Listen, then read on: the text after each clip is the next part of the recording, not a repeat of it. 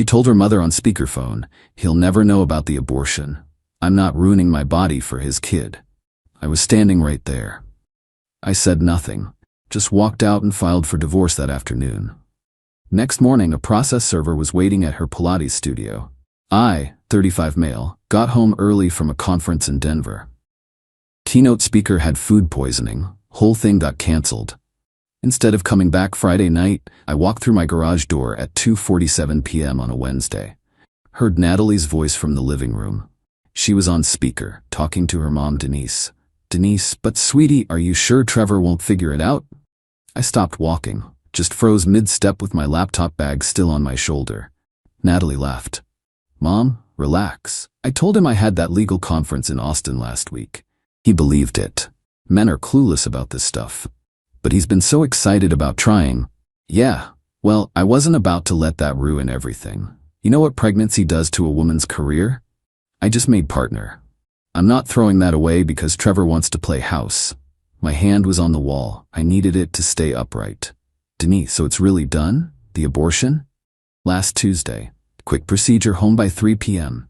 He'll never know. I'm not ruining my body for his kid. Not happening." "What if he asks about why you're not getting pregnant?" "Natalie, I got an IUD put in during the same appointment. I'll just keep pretending we're trying. It's not like he can tell the difference." They both laughed, my wife and her mother. Laughing. We'd been trying for 8 months. She'd cried every month when her period came. Real tears, or so I thought. We'd picked out baby names. She'd sent me links to nursery furniture, all of it fake. I didn't storm in. Didn't confront her. Just backed out through the garage, got in my car, and drove straight to my college buddy Ben's law office. Ben's been a divorce attorney for 12 years. I sat in his office and told him everything. He didn't look surprised. "How fast do you want this done?" he asked. "Yesterday." "Trevor, man, I'm sorry, that's brutal. But here's the reality. You're looking at splitting marital assets roughly 50-50. The house, retirement accounts, savings. She just made partner, so alimony's probably off the table at least." "I don't care, just get me out." We spent 3 hours drafting paperwork. By 6 p.m., the divorce petition was filed. Ben called his guy Dale, retired cop who serves process. "She does hot yoga every Thursday at 7 a.m. at that place on Market Street, right? Core Power. Never misses it. Dale will be waiting in the parking lot. She'll be served before her first vinyasa or whatever." I checked into a hotel. Didn't take anything except my laptop and a change of clothes. Left my wedding ring on the kitchen counter with a note. "Heard your call with Denise. We're done." Started getting calls around 10 p.m. Natalie. Ignored every single one. 32 calls that night. Didn't listen to a single voicemail. Update 1. Dale texted at 7:03 a.m. Delivered. She went white as a sheet. Asked if it was a prank. I said, "Nope, you're being divorced. Have a blessed day." My phone lost its mind around 7:20. Natalie, Denise, her sister Kristen. Blocked all of them. Then the emails started. "Trevor, what is happening? Call me right now. You can't just divorce someone without talking to them." "Trevor, this is Denise. I don't know what's gotten into you, but this is extremely childish. Call my daughter back immediately and work this out like an adult." "Dude, WTF? This is Kristen. You're really pulling this?" "Over what?" Deleted all of them. Ben called at 9 a.m. So Natalie hired Philip Rothstein. Corporate attorney, handles some family law. He's already pushing for an emergency meeting. No meetings. "Trevor, you have to negotiate at some point. Then we'll do it through you. I'm not sitting across a table from her." Changed the locks that afternoon. Had my buddy Derek install cameras at every entry point. Front door, back door, garage. Cost me $800, but worth it for what happened next. The divorce papers gave her 48 hours to collect essential personal items. She showed up at 4 p.m. with Denise and Kristen. Watched the whole thing on my phone from the office. Natalie tried her tea. Nothing. Pounded on the door. "Trevor, open this door. This is my house." Denise literally screeching. "This is illegal. You can't lock her out of her own property." Kristen, "Just call the cops, Nat. He can't do this." They did. 2 officers showed up about 20 minutes later. "Officer, ma'am, do you currently live here?" "Yes, we're married. Of course I live here." "But you were served with divorce papers this morning, correct?" "Natalie, that doesn't mean he can just lock me out."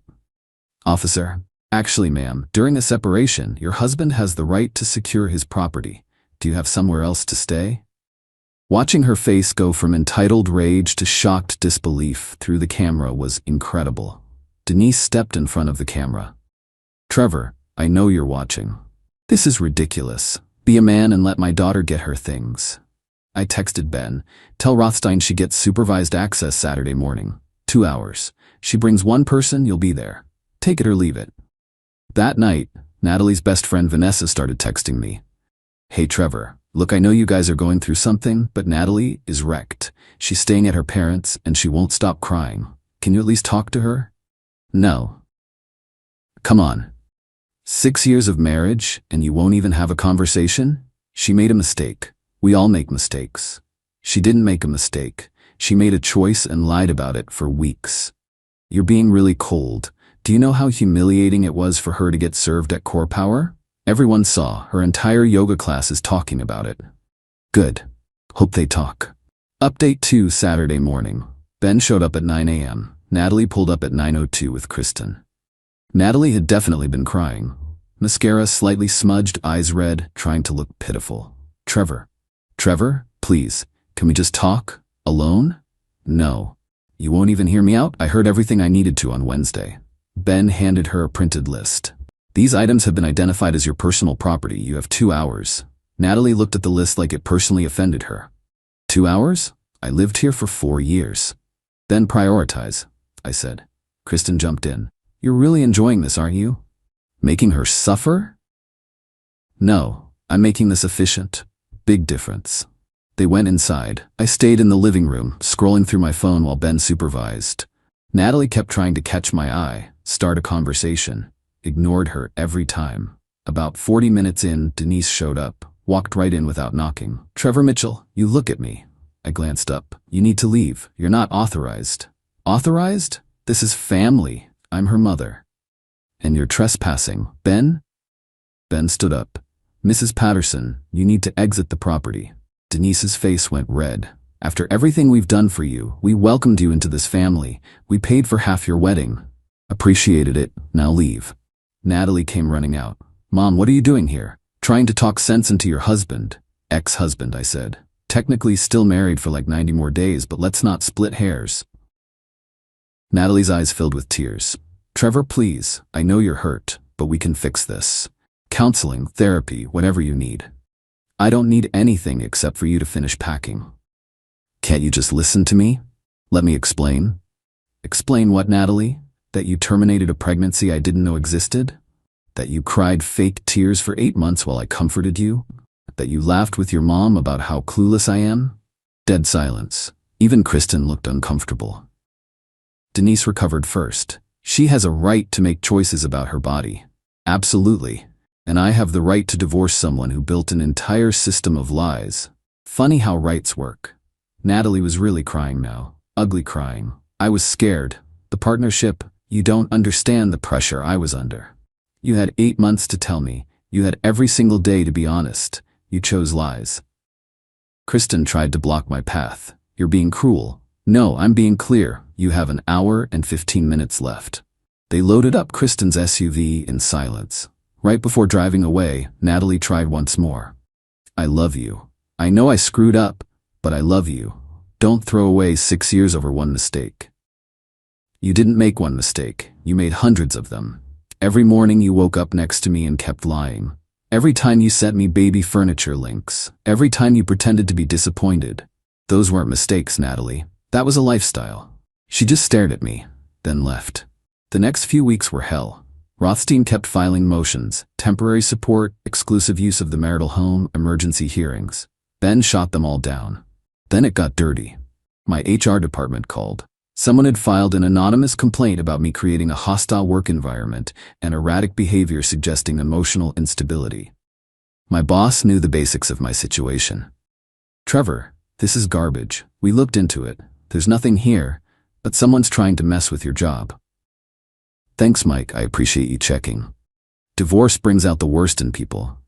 Hang in there. 2 days later, my car got keyed. Deep scratches down both sides. Parking garage at my condo has cameras, but they were conveniently malfunctioning that day according to building management. $3,200 in damage. Filed a police report. Couldn't prove anything, but I knew. Then, Rothstein filed the big one, emergency spousal support motion. Claimed I'd abandoned Natalie without warning and left her destitute and homeless. Ben's response was surgical. He attached time-stamped transcript of the divorce papers. Served 7 a.m. Thursday, access denied 4 p.m. Thursday, well within the 48-hour notice. Doorbell camera footage of Natalie screaming, "This is my house." Denise on camera, "Make him pay for this." Bank records showing Natalie's new partner salary, $185,000. The judge denied it. Ordered us to work out asset division and set a settlement conference in 60 days. But they weren't done. Vanessa started a whisper campaign. Suddenly mutual friends were asking me really pointed questions. "Hey man, heard Natalie's side of things, pretty intense. What'd you hear? That you, basically forced her to get pregnant and then went psycho when she couldn't handle it. That's creative. So it's not true? Opposite of true, but believe what you want." Lost a few friends over it.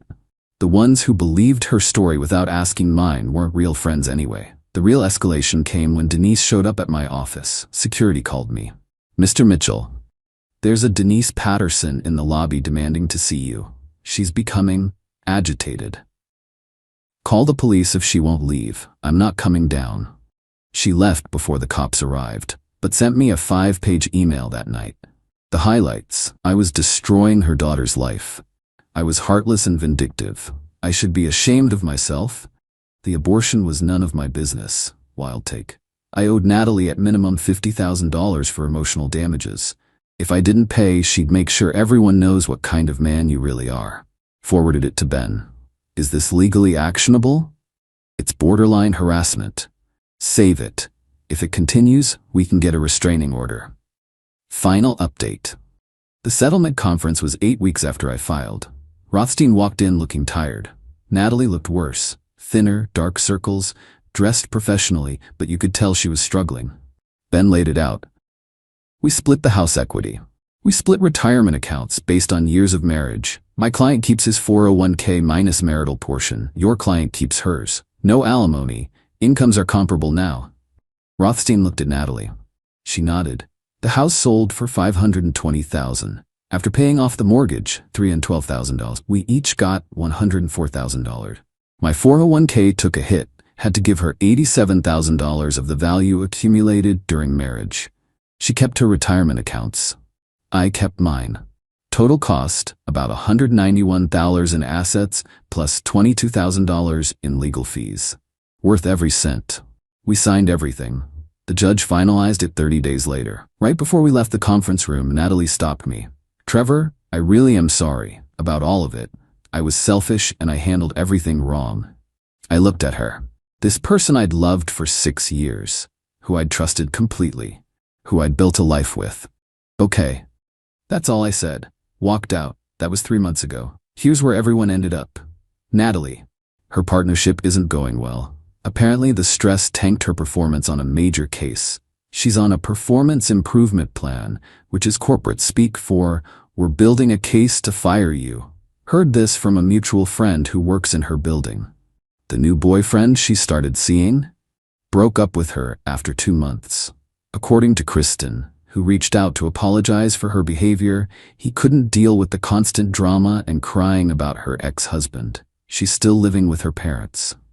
At 32, Denise apparently drives her crazy, but she can't afford a place on her own yet, with legal fees and the divorce settlement. Her relationship with Natalie is strained now. Turns out constant proximity reveals who someone really is. They fight constantly, according to Kristen. Actually apologized to me. I didn't know the full story. What she did was messed up. I'm sorry I came at you like that. We're not friends, but we're civil. The revenge. People keep asking if I feel guilty for ruining her life. I didn't ruin anything. She did that herself when she terminated a pregnancy without telling me and built an 8-month lie about trying to start a family. The process server at Core Power? That was calculated. Could have done it privately at home. But she'd lied to my face for months without flinching. Figured she could handle some public embarrassment. The quick lock change? protecting my assets and mental health. The methodical legal approach, ensuring I got out fast and clean. None of it was revenge. It was consequences. Me, bought a smaller place downtown. 1-bedroom condo, 900 square feet, but it's mine. No memories, no lies, no ghosts. Started seeing someone new about a month ago. Lauren, she's a physician's assistant, divorced herself 3 years back. We're taking it slow. The trust issues are real. I catch myself questioning everything, but therapy's helping. Sold some collectible watches I'd had in storage and made about $15,000. That plus some smart investments has me almost back to where I was financially. The divorce was expensive, but I'm recovering. Some nights I still replay that phone call. Her laughing. He'll never know. Her mom laughing with her. The casual cruelty of it. And I think about how I would have gone on living that lie indefinitely if I hadn't come home early that day. How many more months or years she would have tried while secretly preventing it. How many more fake tears she would have cried. People say I should have talked to her first. Given her a chance to explain. But what's there to explain? She made her choice. Multiple choices. Every single day for 8 months. And the only reason I found out was pure luck. You can't fix that kind of betrayal with a conversation. The best revenge isn't dramatic. It's not screaming matches or destroyed property or public humiliation. It's just walking away and letting someone live with the consequences of their own choices. She wanted her career more than honesty. Now she has neither. She wanted to keep me as a backup plan. Now she has no plan at all. She thought she was smarter than me. Turns out she wasn't smart enough to hang up before talking. And me? I'm free. Building a new life with someone honest. Processing the betrayal in therapy. Slowly learning to trust again. That's not revenge. That's just moving forward. But watching her life fall apart from a distance while mine gets better? Yeah, okay. That part's pretty satisfying.